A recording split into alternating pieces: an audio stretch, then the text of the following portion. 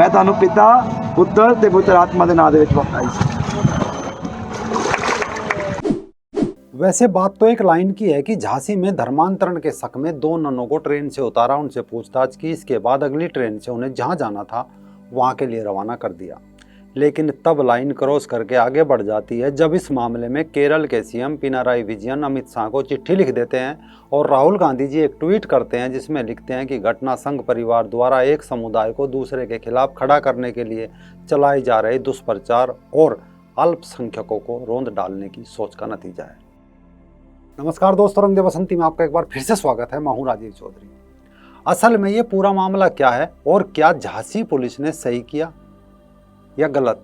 क्या ननों से पूछताछ नहीं की जा सकती या फिर इस मामले में बजरंग दल की शिकायत निराधार थी?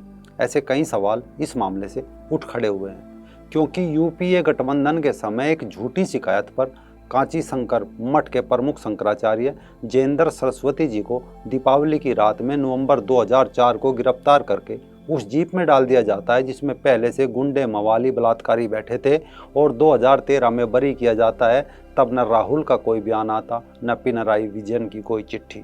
अगर कोई सवाल आता है तो सिर्फ एक सवाल प्रणब मुखर्जी, सोनिया गांधी और मनमोहन जी से करते हैं कि क्या भारत सरकार इतनी हिम्मत रखती है कि ईस्टर के पर्व पर किसी पादरी या ईद की रात पर किसी मौलवी को गिरफ्तार कर सके? खैर, ये मामला जयेंद्र सरस्वती जी जैसा बड़ा नहीं था। सिर्फ इतना था कि बजरंग दल के कुछ कार्यकर्ताओं ने पुलिस से शिकायत की थी कि 2 महिलाओं को धर्म परिवर्तन के लिए 2 नन जबरदस्ती ले जा रही है। इसके बाद पुलिस ने सभी 4 महिलाओं को ट्रेन से उतार कर हिरासत में ले लिया और जांच के बाद छोड़ दिया। लेकिन राहुल जी के ट्वीट और केरल के मुख्यमंत्री की चिट्ठी के बाद मामला बड़ा हो गया। असल में मर कोई और रहा है और रोया किसी और के लिए जा रहा है। पिछले दिनों केंद्रीय गृह मंत्रालय ने 13 बड़े ईसाई मिशनरी संगठनों को विदेशी अनुदान विनियम अधिनियम के तहत मिली चंदा लेने की अनुमति रद्द कर दी थी। इनमें से अधिकतर संगठन झारखंड, छत्तीसगढ़, उत्तर पूर्व के राज्यों में सक्रिय थे और विदेशी चंदे का दुरुपयोग धर्मांतरण कराने के लिए कर रहे थे। तब इसे लेकर इंटरनेशनल क्रिश्चियन कंसर्न जैसे संगठनों ने इस फैसले पर हाय तौबा मचानी शुरू कर दी थी। ये हाय तौबा क्यों मची, इसके पीछे का खेल समझने के लिए ये वीडियो देखिए। यीशु मसीह दे नाम चल चल निकल निकल। Fire fire fire fire fire अगे ले fire in the name of Jesus. Fire in the name of Jesus. Fire in the name of Jesus. ਇਹਦੇ ਘਰ ਵਿੱਚ ਕੀਤਾ ਕਰਾਇਆ, ਲੱਗਾ ਲਗਾਇਆ, ਖਾਦਾ खिलाया, दुष्ट आत्मा, जादू टोना, अजबारा। दरअसल घर घर जाकर धर्म परिवर्तन का खेल चल रहा है। ये दिहाड़ी मिशनरी है, इन्हें देने के लिए पैसे चाहिए। जब पैसा नहीं आएगा तो ये दिहाड़ी मिशनरी मिलने ही बंद हो जाएंगे। तो ईसाइयों का साम्राज्य आगे कैसे बढ़ेगा?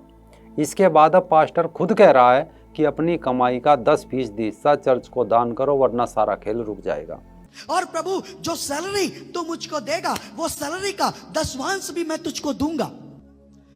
अगर तू मेरे साथ रहेगा और मेरी रक्षा करेगा और खाने के लिए मुझे रोटी देगा, पहनने के लिए कपड़ा देगा, रहने के लिए तू मुझे घर देगा और जो कुछ भी तू मेरे को देगा वो सब वस्तुओं का 10वांश मैं तुझको दिया करूंगा।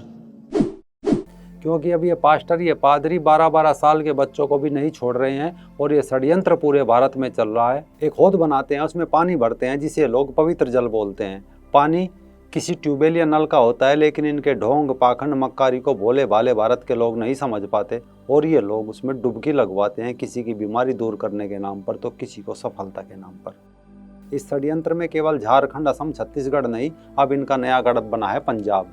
यहाँ के लोग जमकर चंगाई सभा जैसे फ्रॉड आयोजन करके वीर गुरुओं की संतानों को भी जीसस और मैरी के घूंट पिला रहे हैं। अब आप लोग सोच रहे होंगे कि इन बातों को बताने से क्या लाभ है, तो हम आपको बता दें कि ननों को झांसी उतारकर पूछताछ करना हो या स्कूलों के बाहर बांटी जा रही बाइबल जिसे अब नया नियम बोला जा रहा है उनका विरोध हो या रेलवे स्टेशन पर आम हिंदुओं द्वारा इनका षड्यंत्र उजागर करना हो, कहीं ना कहीं अब हिंदू जागरूक हो रहे हैं।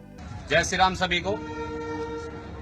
मैं लोनी रेलवे स्टेशन से सन्नी बंतला आप सभी से एक निवेदन करना चाहता हूं। ये लोनी रेलवे स्टेशन पे क्रिश्चियनों के कुछ पर्चे बट रहे हैं और ये जो है आप लोगों को बता देना चाहता हूं, कुछ पादरी लोग यहीं पे वार्ड नंबर 5 में अपना जो लोगों को धर्म परिवर्तन करवाने की कोशिश कर रहे हैं।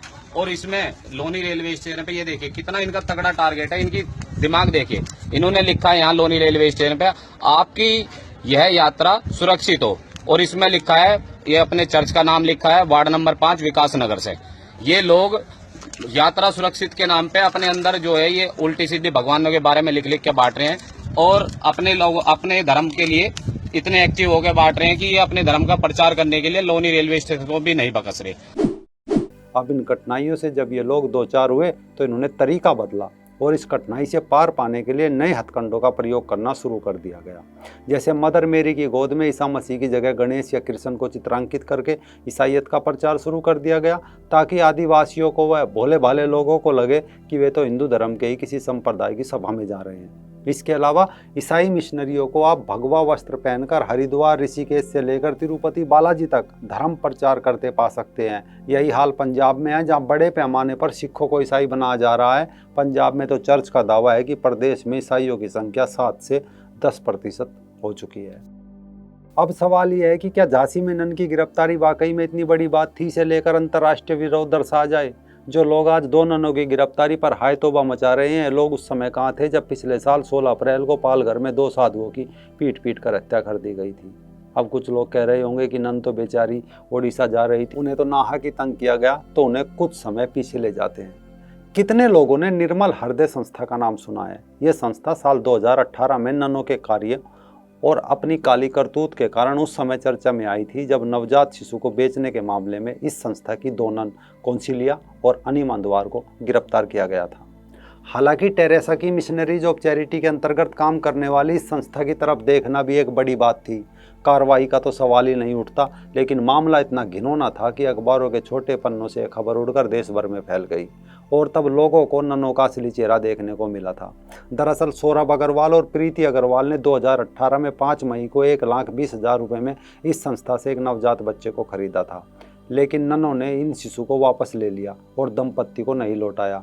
जब अग्रवाल दंपत्ति ने बाल कल्याण समिति में शिकायत दर्ज कराई, बस यहीं से इस संस्था की एक के बाद एक काली करतूतें उजागर होती चली गई। इस संस्था के पूरे प्रपंच और ईसाईयत में ननों को समझने के लिए हमें थोड़ा और तह में जाना होगा। मिशनरीज ऑफ चैरिटी ने अपने यहाँ एक लड़की को रखा था जिसके साथ बलात्कार किया गया था। वह गर्भवती थी और प्रसव के लिए उसे रांची के सदर अस्पताल में भर्ती कराया गया था। उसने एक बच्चे को जन्म दिया। 4 दिन बाद कौंसिलिया और एक नन अनीमा अंदवार ने उस नवजात शिशु को अग्रवाल दंपत्ति को बेच दिया।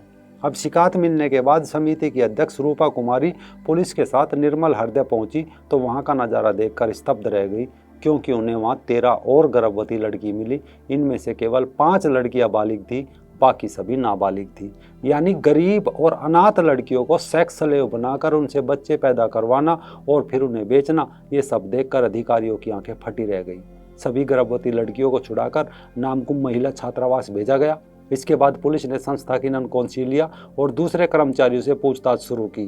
पहले तो कौंसिलिया और अनीमा पुलिस को इधर उधर घुमाती रही, लेकिन जब सख्ती हुई तो दोनों टूट गई और कौंसिलिया ने पुलिस के समक्ष अपने इकबालिया बयान में कहा कि हमने बच्चे बेचे हैं।